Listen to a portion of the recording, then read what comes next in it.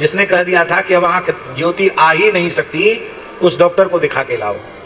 तो डॉक्टर देखते ही चिल्ला पड़ा, अरे इसको क्यों लाए हो, इसकी आंख तो अब ज्योति आएगी नहीं, और इसको पढ़वा के देख लो, सब पढ़ती है ये।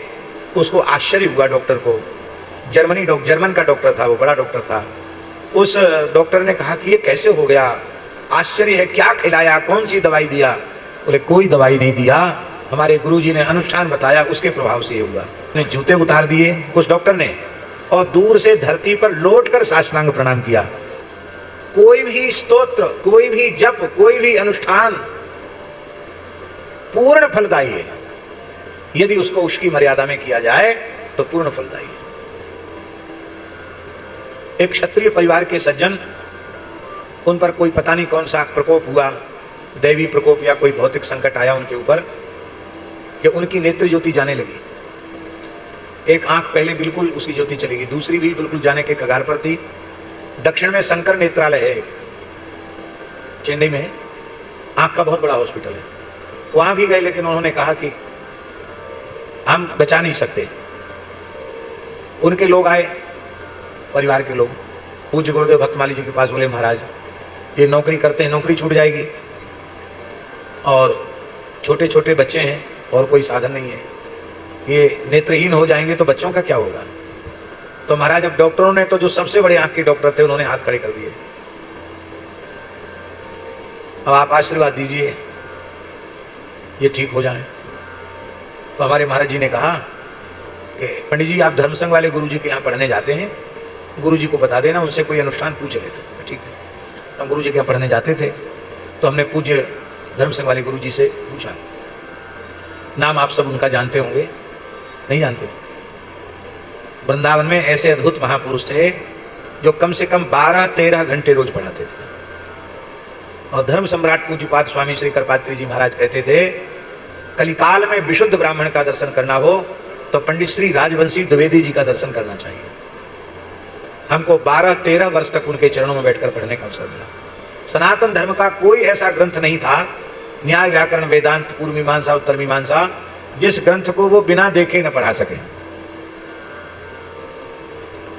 रात्रि को 2 बजे गुरुजी जग जाते थे, 24 घंटे में एक समय आहार लेते थे, रात्रि को केवल दूध लेते थे। पूरे जीवन 1100 गायत्री का जप किया उन्होंने, त्रिकाल संध्या, बहुत पवित्र आत्मा था। तो हम गुरुजी के पास गए, उनके गुरुजी ऐसी ऐसी समस्या है। गुरुजी बोले उपाय तो है, लेकिन वह तब होगा जब आप करोगे, क्योंकि तुम्हारे ऊपर हमें विश्वास है, तुम करोगे तो हो जाएगा। ठीक है गुरुजी, वैसे तो कोई सकाम अनुष्ठान हम करते नहीं, आपकी आज्ञा कर देंगे। तो गुरुजी ने विधि बताई, 41 दिन का अनुष्ठान करना है। पंचांग देख करके मुहूर्त बता दिया, और गाय के गोबर से थोड़ा स्थल लीप करके उसमें ताम्रपात्र रख करके षटकोण लग करके उसमें प्रणव या ह्रीं, जो सूर्य का बीज है वो अंकित करके, फिर उनका सूर्य भगवान का उसी में पूजन करना, और खड़े होकर 12 पाठ आदित्य हृदय स्तोत्र के करना, प्रातः 12 मध्याह्न 12 सायं, और उतने ही संख्या में चाक्षुषी विद्या के पाठ करना। यही अनुष्ठान। तो हमने किया।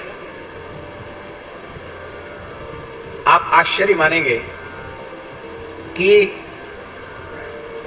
जिस आंख में बिल्कुल ज्योति चली गई थी, उस आंख में भी नृत्य ज्योति आ गई, जिसको डॉक्टर कहते थे भाग नहीं सकती है, और जो बिल्कुल नष्ट होने के कगार पर थी, फुली आ गई थी, वो अपने आप धीरे धीरे ठीक हो गई। अभी भी वह व्यक्ति स्वस्थ और प्रसन्न चित्त विराजमान है अपने परिवार में। अब तो रिटायर्ड हो गए, लेकिन अभी हैं। तो गुरुजी ने सुनाया कि यह अनुष्ठान हमारे गुरुजी महाशय जी के द्वारा बताया हुआ है। काशी में पूज्य गुरुजी महाशय गुरुजी थे, जो उस समय के अभिनव पाणिनि कहे जाते थे, षडंग वेद के बड़े विद्वान थे। महाशय गुरुजी, महाशय जी की परंपरा है, उनसे पढ़े थे गुरुजी। बोले उनकी एक छोटी बिटिया थी, उसकी आंख की ज्योति चली गई, दोनों ज्योति, आंख बिल्कुल अंधी हो गई, इतनी अंधी हो गई कि उसको लाइट जले तो भी पता न चले, सूर्योदय हो तो भी पता न चले। अंग्रेजी जमाना था, तो अंग्रेज डॉक्टर के पास ले जाना पड़ा उसको। यद्यपि महाशय जी बहुत सोचाचार वाले थे, मिलेच्छ की छाया न पड़े, इस प्रकार के थे वो, लेकिन बिटिया थी, उसको ले जाना पड़ा। अंग्रेज डॉक्टर था, उसने चेकअप किया, और उसने कहा इसकी आंख समाप्त हो गई, अब इसको लाना बेकार है। हाँ, इसकी पीड़ा कम हो जाए इसके लिए दवाई दी जा सकती है, बाकी अब आंख की ज्योति फिर से आने वाली नहीं, ये खत्म हुई इसकी। तो वहां से लौट के आए तो सब लोग घर में रो रहे थे। तो महाशय गुरुजी ने कहा क्यों रो रहे हो? बोले डॉक्टर ने कह दिया बंदी हो गई, अब इसकी आंख नहीं आएगी। तो महाशय जी बोले डॉक्टरों पर विश्वास है, दवाओं पर विश्वास है, धर्मशास्त्र पर विश्वास नहीं हो तो क्या होगा? नेत्र के अधिष्ठात्र देवता भगवान सूर्य हैं, यदि सूर्योपासना ठीक से की जाए तो इसकी नेत्र ज्योति आ जाएगी, पर कोई करे बहुत निष्ठापूर्वक तो आ जाएगी। तो गुरुजी कहते थे हम विद्यार्थी थे, गुरुजी के हमने कहा गुरुजी हमारी बहन है, आपकी पुत्री है, मेरी बहन है, हम करेंगे अपनी बहन के लिए, आप जैसे कहोगे कठोर से कठोर अनुष्ठान हम करेंगे। तो यही अनुष्ठान महाशय जी ने 41 दिन का बताया। और बोले हम 22वां दिन चल रहा था कि वो बहन जो गुरुजी की बिटिया थी उसको प्यार में बिन्नी कहते थे, बिन्नी। तो बिन्नी खटिया पर बैठी थी, तो उसने कहा गुरुजी से, धर्म संघ वाले गुरुजी से, भैया क्या सूर्योदय हो गया है? उनको लगा कि इसको तो पता ही नहीं चलता था कि सूर्योदय हुआ कि सूर्यास्त, इसको कैसे पता चला? तुमको दिख रहा है? बोले हाँ सूर्योदय हो गया, दिख रहा है। तो बोले ये क्या है? तो कहा आपका दाहिने हाथ का पंजा है। अच्छा ये क्या है? बोले अंगुष्ठ है। ये क्या है? बोले ये तर्जनी है। ये क्या? बोले मध्यमा है। ये क्या है? बोले अनामिका है। ये क्या है? कनिष्ठिका है। बढ़िया दिख रहा है इसको। तो गुरुजी से कहा, महाशय गुरुजी से, कि बिन्नी को तो दिखने लग गया। बोले किसी के सामने इसका प्रकाश मत करना है, 41 दिन पूर्ण होने दो। और 41 दिन जब अनुष्ठान पूरा हुआ, बोले अब उस डॉक्टर को दिखा के लाओ जिसने कह दिया था कि अब आंख ज्योति आ ही नहीं सकती, उस डॉक्टर को दिखा के लाओ।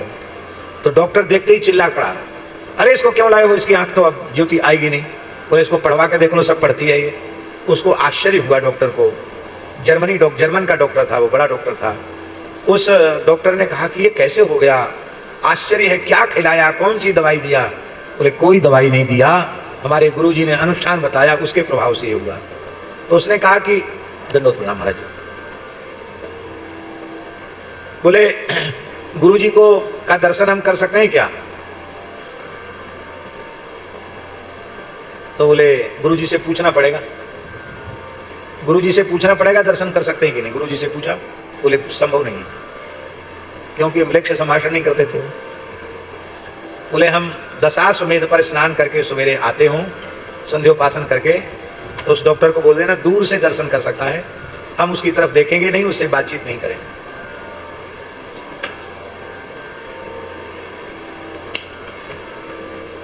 हम उससे बातचीत नहीं करेंगे।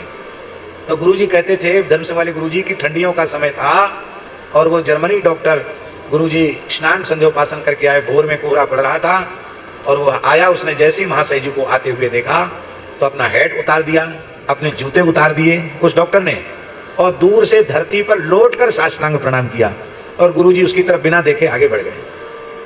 कहते ये दृश्य हमने अपनी आंखों से देखा। उस समय रामानुज संप्रदाय के एक बहुत बड़े विद्वान थे श्री देवनायकाचार्य जी, जो पूज्य धर्म सम्राट स्वामी करपात्री जी के दक्षिण बाबू माने जाते थे। वो महाशय जी के ही शिष्य थे, उन्हीं से पढ़े थे, महाशय जी के शिष्य। हमारे धर्म संघ वाले गुरु जी भी महाशय जी के शिष्य, उनसे पढ़े थे। ये बात हम इसलिए कह रहे हैं कि हमारे यहाँ जो कुछ लिखा है वह सर्वथा सत्य है, उसमें मिथ्या की कल्पना मत करना। बाकी जिस मर्यादा से हमें करना चाहिए उस मर्यादा से हम नहीं करते।